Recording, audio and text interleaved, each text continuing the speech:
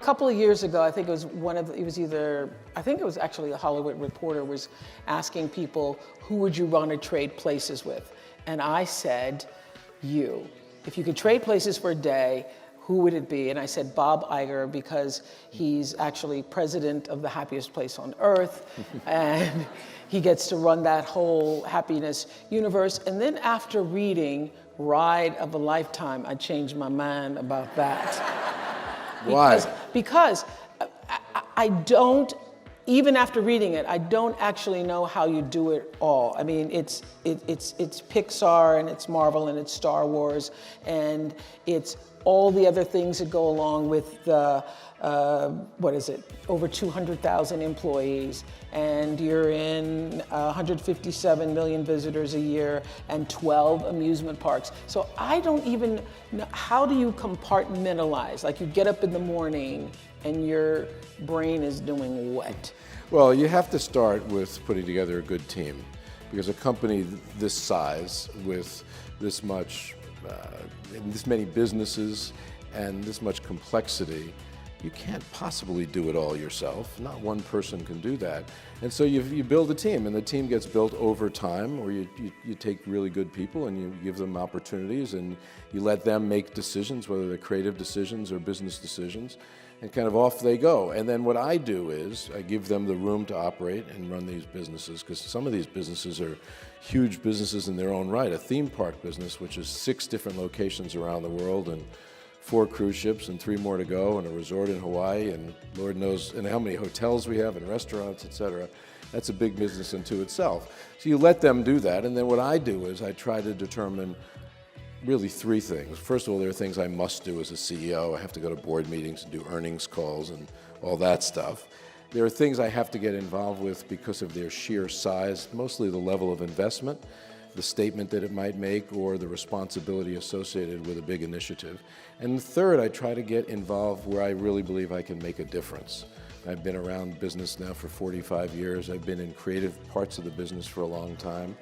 And so if I really think that by putting my touch on something, I can either help make it better or exhort people who are making it to be better, I do that. And so, there's a 4th category, which I only have learned to do more as I've gotten older, and that's what do I really enjoy doing. I have the ability actually to decide occasionally, what's going to be fun for me. In meetings at Disney, I never pick up a device. I try, if someone is presenting to me or we're covering a subject that's important, often I don't bring the device to the meeting, I leave it in my office. Yeah. Because I lose concentration. I think that's one of the reasons why people have such regard for you, because I think you are one of those few people that when you are in your presence, that person feels like they're the most important person. And I've seen you do it many times. Like you go up to people and say, "Hi, my name is Bob," like people don't know who you are. I don't wear the name, I wear the name tag at the parks. Hi, my name is Bob. I had a boss that treated me that way. I felt every time I went into his office, I felt like I was the most important person in the company. Which boss? His name was Dan Burke. Oh, Dan Burke, okay. And I realized at some point that everybody in the company felt like they were the most important person at the company when they met him. Yes. That wasn't just me, but it was a characteristic that I tried to emulate because it was so empowering to people. Just you left his office feeling so good. Even, by the way, if he gave you some difficult feedback about something, it came from a place within him. He cared, he was focused on you, and he just made you feel worthwhile. And I think when people make you feel worthwhile or make you feel like there's something valuable within you, it unlocks your ability to do a lot more. You're much more confident, you can even be more curious. And again, being valued is an important thing in life. Yeah, I think it's one of the greatest things you can do as a boss. As you were going along and you were doing these different things, all of it prepares you, ultimately for the big job. What are some of the big takeaways? You're going down the road, you're having these different jobs, some good experiences, some bad experiences. As you look back now, what were the seminal things that have really helped you? Well, first of all, nothing beats good, hard work. I know that sounds really trite, but I came to my adult life or my career with a a modest intellect, but a tremendous work ethic, and that served me extremely well.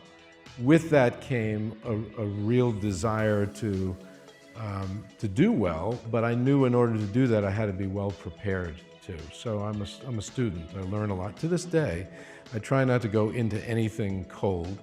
I try to learn. It also, by the way, one of the most helpful things in terms of making decisions is accumulating knowledge, is making a decision not by shooting from the hip, not by winging it, but by learning enough about something to either form a knowledgeable opinion or to make a decision based on knowledge that's accumulated.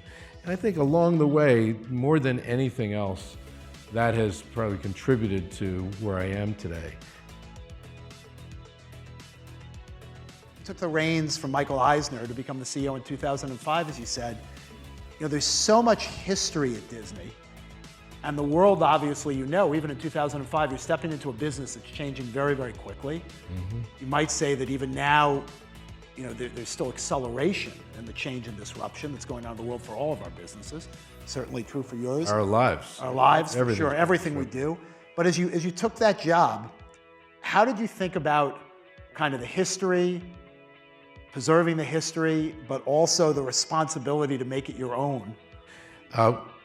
Disney, having been founded in 1923 by Walt Disney, still had an abnormal adherence to its legacy, to its heritage, to its past. It was a religion. And what was clear to me is that if that adherence or the reverence that people had within the company for that heritage continued, it would get in the way of innovation. We would not be able to adapt quick enough. We would not be able to look at change with an open mind and an ability to seize the opportunity as opposed to just looking at as threat. And so I started articulating in the succession process the need to balance heritage with innovation. And what I ultimately concluded was that we need to respect our past, because there are a lot of qualities about the past, the brand attributes, what Disney stood for, a number of other things, attention to quality, and that had value and that should be basically carried forward into the future. But let's not revere it, because if we revere something, then we might as well just put it in a glass case and in a museum and let people look at it and say, wow, look at that. And there's a big difference.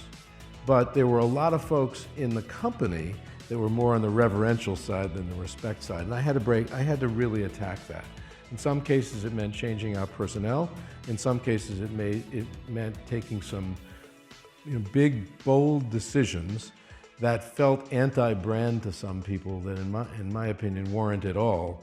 It was more about being pro-present and future than it was about anything that would be against the past or the brand.